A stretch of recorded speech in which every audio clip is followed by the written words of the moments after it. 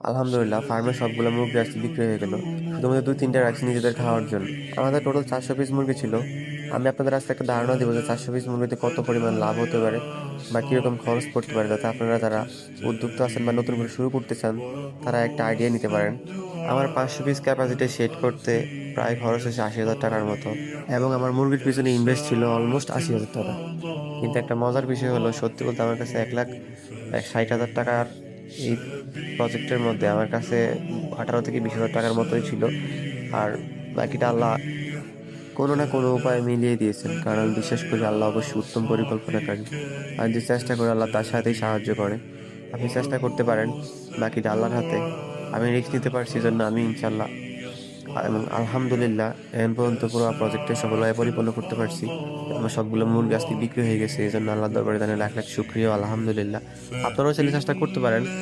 জীবনে অনেক কিছুই তো অনেক দিক থেকে লস খান, বাট যদি একবার ঘুরে দাঁড়াইতে পারেন তাহলে আপনার জীবন দাঁড়ায় যাবে।